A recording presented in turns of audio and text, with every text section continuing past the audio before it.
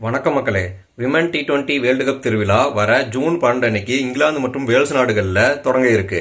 இந்த வேர்ல்டு கப்ல மொத்தம் 12 அணிகள் கலந்துக்கிறாங்க. இந்த 12 அணிகளும் 2 பிரிவா பிரிச்சிருக்காங்க. பிரிவு 1ல Australia, Bangladesh, India, Netherlands, Pakistan மற்றும் சவுத் ஆப்பிரிக்கா அணிகளும், பிரிவு 2ல England, Ireland, New Zealand, Scotland, Sri Lanka மற்றும் வெஸ்ட் இண்டீஸ் அணிகளும் இடம் பிடிச்சிருக்காங்க. லீக் சுற்று போட்டிகள் ரவுண்ட் ராபின் முறைப்படி நடைபெறும். உதாரணத்துக்கு பிரிவு 1ல இருக்கிற ஒவ்வொரு அணியும் மற்ற அணிகளுடன் ஒரு முறை மோதும்.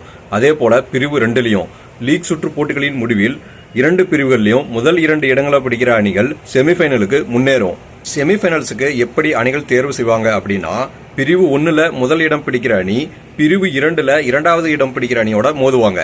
அதே போல பிரிவு 2ல முதல் இடம் பிடிக்கிற அணி பிரிவு 1ல 2ஆம் இடம் பிடிக்கிற அணியோட மோதுவாங்க. ஐசிசி உமன் T20 வேர்ல்டு கப்பை இந்தியா இதுவரைக்கும் கைப்பற்றியதில்லை அப்படிங்கிறது குறிப்பிடத்தக்கது. இருந்தாலும் கடந்த ஆண்டு நடைபெற்ற ஐசிசி உமன் ODI வேர்ல்டு கப்பை இந்தியா முதல் முறையா கைப்பற்றியது போலவே இந்த T20 வேர்ல்டு கப்பையும் இந்தியா கைப்பற்றும் அப்படின்னு இந்திய ரசிகர்களிடையே எதிர்பார்ப்பு எழுந்துள்ளது. இதுவரை நடைபெற்ற ICC woman T20 world cup வின்னர்ஸை பார்க்கலாங்க. இதுவரை 9 T20 வேர்ல்டு கப்புகள் நடைபெற்றிருக்குங்க.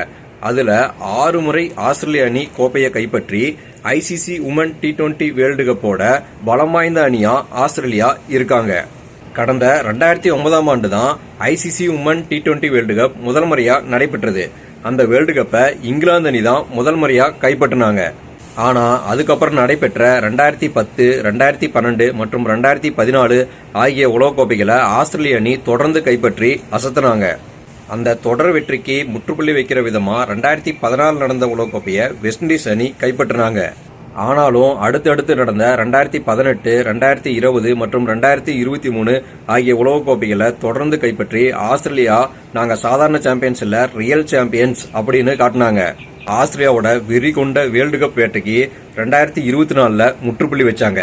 ஆனா இந்த முறை நியூசிலாந்து. அது ஆஸ்திரேலியாவுக்கு முற்றுப்புள்ளியா இல்ல கமா புள்ளியா அப்படிங்கிறது இந்த வேர்ல்டு கப்பை யார் ஜெயிக்க போறாங்க அப்படிங்கறத வச்சுதான் தெரிய போகுது. காத்திருப்போம் ICC woman T20 world cup 2026 winner யாருன்னு தெரிஞ்சுக்கிறதுக்கு.